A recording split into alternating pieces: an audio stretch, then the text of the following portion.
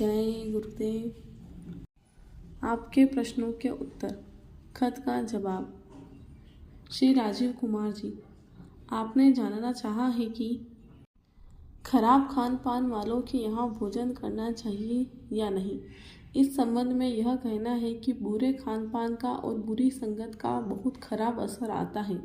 सत्संग में यह बात बराबर बताई जाती है। सबको बुरे खान पान वालों से बचने की सलाह दी जाती है। अच्छे अच्छे भजनानंदी बुरे खान पान वालों के यहाँ भोजन करके अपने परमार्थ को बिगाड़ लिए।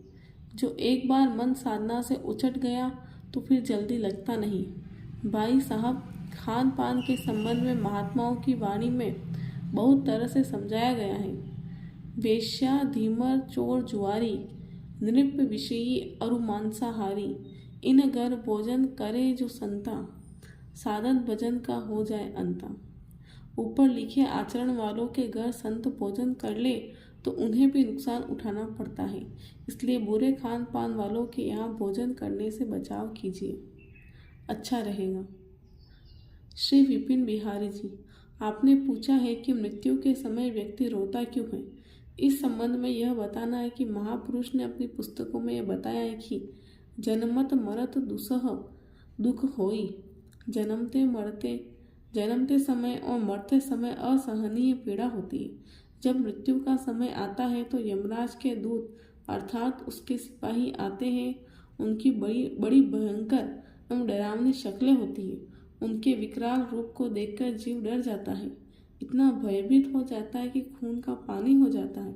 वह सबसे पहले जीव को बोलने, देखने, सुनने की नलिया का तार काट देते हैं।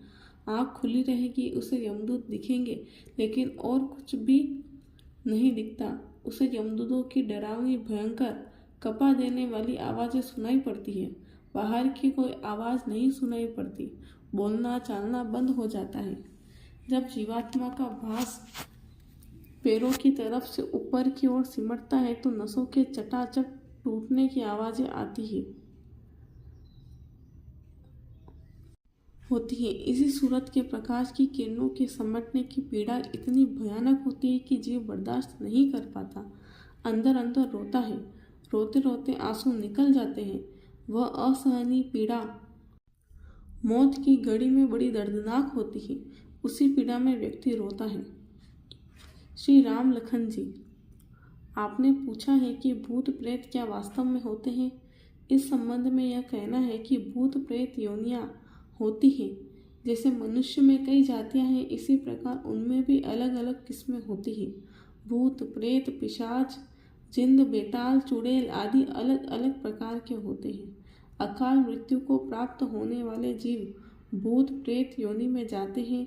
अपना शेष जीवन भूत प्रेत योनि में बिताते हैं। बड़ी कष्टदायी योनि होती है।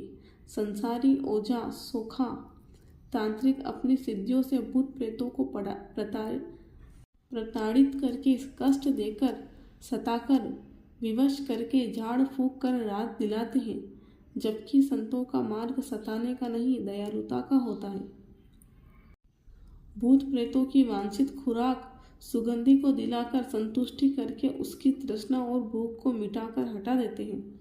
मन वांछित खुराक पाकर भूत प्रेत खुशी खुशी छोड़कर चले जाते हैं।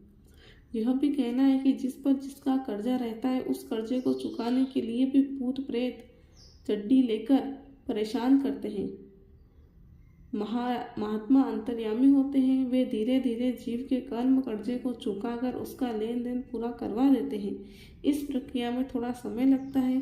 प्रभावित लोगों को जल्दबाजी नहीं करनी चाहिए। जय गुरुदेव।